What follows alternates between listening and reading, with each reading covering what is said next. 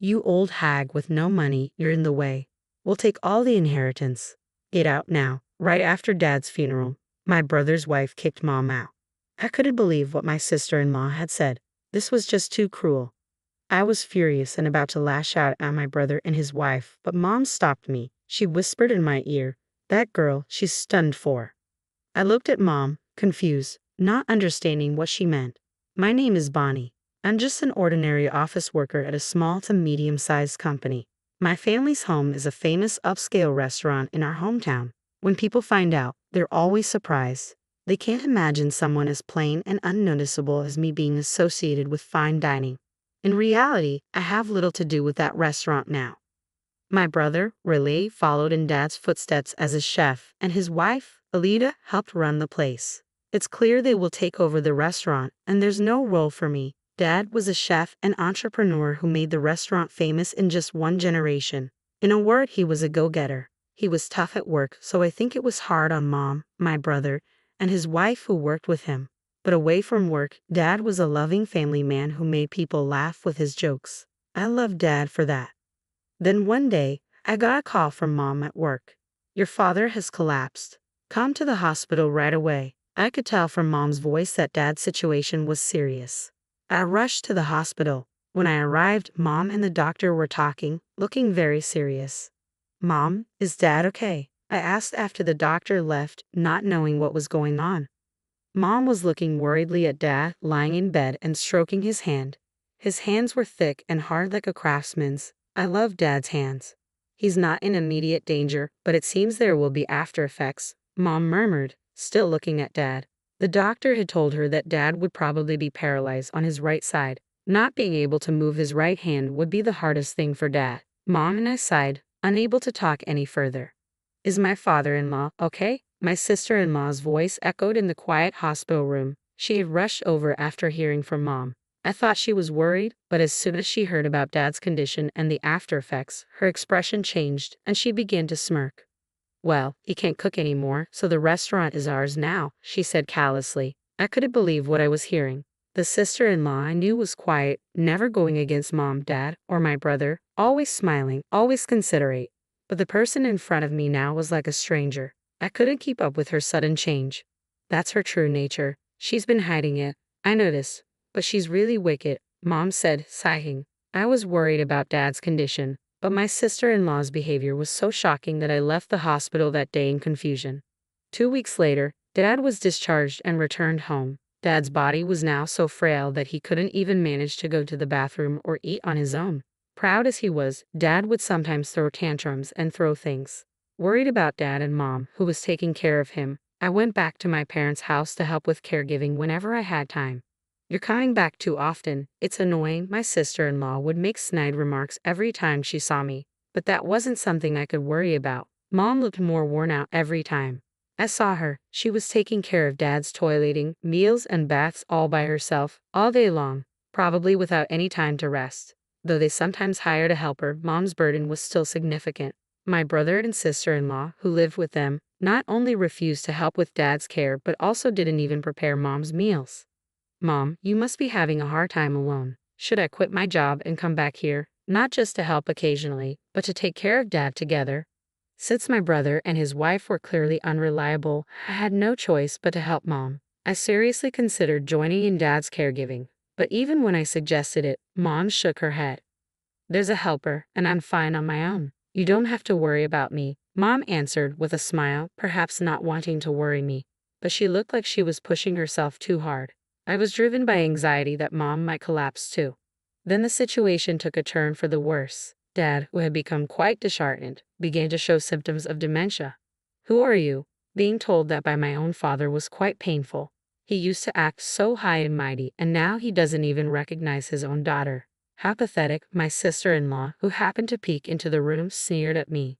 Forgotten by Dad or not, her attitude on top of the shock I was already feeling hurt me even more.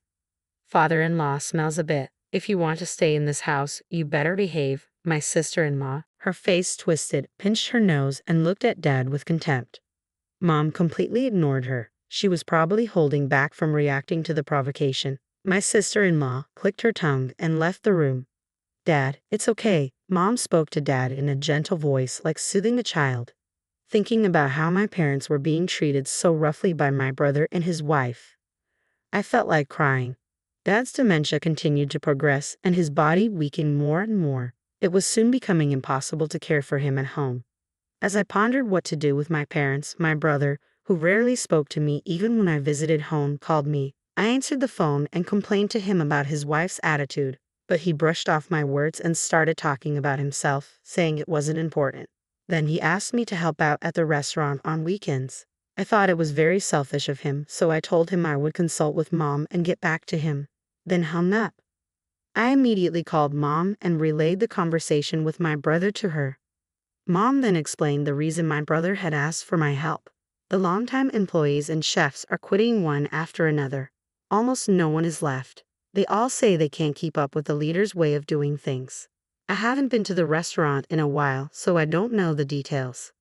Mom was no longer involved in the restaurant's operations, but even while caring for Dad, she was concerned about it. It was a place they had worked hard to build together. There must be a strong attachment, and it was only natural to be concerned. She must also be worried about the employees with whom they had shared joys and sorrows. From Mom's voice, I could sense her disappointment that things had come to this. I'll go help out at the restaurant this weekend. I'll see for myself what's going on, so don't worry. After discussing it with my mom, we decided that Dad would go to daycare while I couldn't help with caregiving that weekend. I changed into an employee uniform in the locker room of my family's restaurant. How many years had it been since I last wore this uniform? I felt nostalgic, but looking around, I didn't recognize any faces. Young people who Dad would never have hired if he were still active, ones with piercings and conspicuous tattoos, were struggling in their unfamiliar uniforms as they carried food. The interior of the restaurant, which I hadn't visited in a long time, had changed significantly from my memory. I walked around the restaurant to regain my senses. Then, from a large space created by connecting several tables, I heard lively voices. Looking over, I saw my sister-in-law. She wasn't working but was having a banquet with about 30 women her age. My sister-in-law was sitting in the center of the table, happily guzzling wine. Ladies of my class, all our dishes are high-end and delicious. Today's my treat, so enjoy yourselves to the fullest. Truffles, foie gras, eat as much as you want. My sister-in-law, who seemed quite drunk, used an empty wine bottle as a microphone and said something outrageous. Tears erupted from those present. Elena, are you serious? Doing that will cause a huge deficit for the restaurant. I hurried over to my sister-in-law to stop her. She suddenly changed her cheerful face and glared at me. Shut up. A sister-in-law who can't even get married should keep quiet. This is my restaurant, so I can do whatever I want, she said, making a dismissive gesture to shoo me away. This is my parents' restaurant. I swallowed those words and left the table. The situation in the restaurant was dire. The kitchen was overwhelmed by the unreserved, all-you-can-eat orders from the group led by my sister-in-law, and they couldn't handle the orders from other customers. Regular customers from Dad's time were so angry that they left, saying, "How long are you going to make us wait?" I had never seen these customers angry before. Realizing how bad it was, I asked the chefs to put my sister-in-law's table on hold and suggested prioritizing the other customers. But they said they couldn't. My sister-in-law had told them to prioritize her table. If they didn't listen, they would be scolded later, the chef said, looking down. My brother was engrossed in a horse racing broadcast, seemingly oblivious to the chaos. He probably became a chef just by going along with the atmosphere around him. As soon as Dad, who was intimidating, was gone from the kitchen, this happened. Since childhood he had always watched Dad's face, and now that Dad was gone, he was watching Elita's face. This was not good. I approached the table again to warn my sister-in-law about the orders. Just then, a long-serving employee whom I knew was telling my sister-in-law, "We can't serve that dish anymore. We've run out of the main ingredient, truffles." The moment the employee bowed his head, my sister-in-law raised her voice in anger. "Then go buy some. You should know that much, you useless person."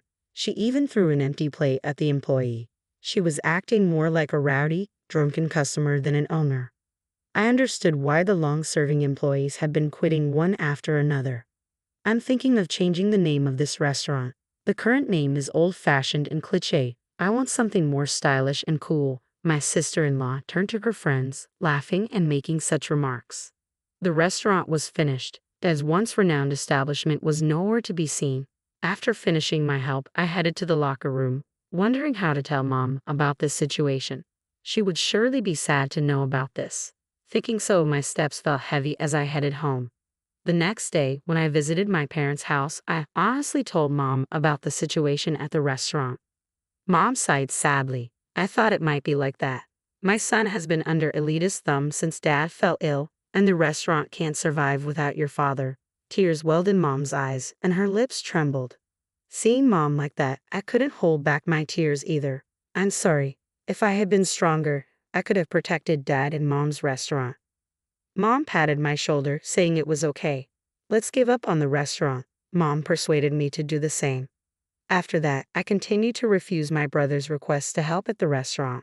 No matter how many times I refused, he kept calling, and his complaints about my sister-in-law began to mix into the conversation. She was still inviting acquaintances and treating them, and the restaurant was facing a huge deficit. They were even struggling to pay for supplies. Furthermore, despite having no money, my sister-in-law insisted on renovating the restaurant into a stylish cafe bar. That has nothing to do with me. I would hang up the phone in the middle of the conversation every time. They could do whatever they wanted with the restaurant. All I wished for was Dad and Mom to live a peaceful life. A few months later, Dad suddenly passed away from pneumonia. Many people came to the funeral of Dad, known for his kindness and inability to refuse requests. Mom greeted the condolence visitors with composure. You must be tired, mother-in-law. Please rest in the back. I'll take care of the guests. My sister-in-law asserted herself at times like this. She probably didn't like Mom taking charge of the funeral, wanting to show she was the face of the family. No, I'm in charge of the funeral, so I will properly greet everyone. Mom sternly rebuked her. Whether overwhelmed by Mom's forcefulness or not, my sister-in-law left the scene with a bitter face. Under Mom's direction, Dad's funeral proceeded smoothly. Chefs who had trained under Dad, familiar regular customers, and many people I knew came and encouraged Mom and me. They didn't even make eye contact with my brother and his wife. They all knew what my brother and his wife had been doing since Dad fell ill. Throughout the funeral, my brother and his wife looked uncomfortable. I wish they would just keep quiet, I thought as I looked at them. When all of your father-in-law's inheritance goes to us, you too should renounce your share. My sister-in-law approached us after the cremation as Mom held Dad's ashes, getting ready to leave. The shop, the house, the money, we'll take all the inheritance. It's only natural since we've been listening to that arrogant old man for so long. Her words were truly appalling. How much more could this woman belittle others after having relied on them for so long? You penniless old woman, you're in the wrong. You should leave the house right away. We're strangers now, so don't contact us. My sister-in-law bared her teeth at Mom too. I was so angry I felt like I was losing my mind. I almost grabbed my sister-in-law, but Mom held my arm and shook her head. It's okay, it's over now, Mom said, looking at me. My sister-in-law laughed and walked away. I felt like running after her and kicking her, but Mom was still holding my hand. When Mom couldn't see Alita anymore, she let go of my hand. Then she looked at my face and smiled. That girl, she's finished. I was puzzled by her words. Mom said nothing more and began to get ready to leave again. You'll understand in time, Mom said, holding Dad's ashes with her usual gentle smile. After that, Mom, who had been driven out of her home, has been living in my condominium. Surprisingly, Mom had saved a considerable amount of money in her name. It seems Dad had been paying Mom a substantial salary, and with that saved money as capital, Mom had been increasing her assets through investments like stocks. This place is too cramped. Let's buy a more spacious condominium, Mom said. She is currently looking for a property for the two of us to live in. 3 months later, a call came from my sister-in-law. Why didn't you tell me about father-in-law's debt? A scary debt collector is sitting in the shop. What are you going to do about it? She screamed as soon as I picked up the phone. Her voice was so loud that Mom, who was next to me, could hear everything. Hearing my sister-in-law's screams, Mom gave a mischievous smile and took the phone from me. Oh, Elita, it's been a while. Your father-in-law was too kind-hearted and became a guarantor for other people's debts. Before we knew it, the debt had grown to a huge amount. I've been repaying it until now, but it's your turn from now on. After all, you're taking all the inheritance, aren't you? Mom spoke with a chuckle. Even though she was laughing, her eyes were cold. Mom must have been harboring quite a bit of anger herself. Mother-in-law, I apologize for everything. Let's live together again and run the shop, please. My sister-in-law changed her attitude and begged. I couldn't believe she could say such a thing. I never want to deal with you two again. Mom's voice was colder than I had ever heard. She ignored my sister-in-law's screams and hung up the phone. Block her calls, please. Mom smiled as she handed the phone back to me. We had already purchased a new condominium and started our new life there. Of course, my brother and his wife don't know the location, so we'll probably never see them again. Later, through local acquaintances, I learned that my family's restaurant had closed. My brother and his wife had lost the shop and the house to debt and were left penniless. They still have remaining debts, so they are now working from morning to night at a chain restaurant in the old apartment where they live. The voices of the couple berating each other can be heard echoing. Meanwhile, Mom and I finished observing Dad's third death anniversary and dined at a restaurant opened by Dad's top disciple. The food tasted just like what Dad used to make. That night, we talked about memories of Dad and enjoyed a feast of gourmet dishes to our heart's content.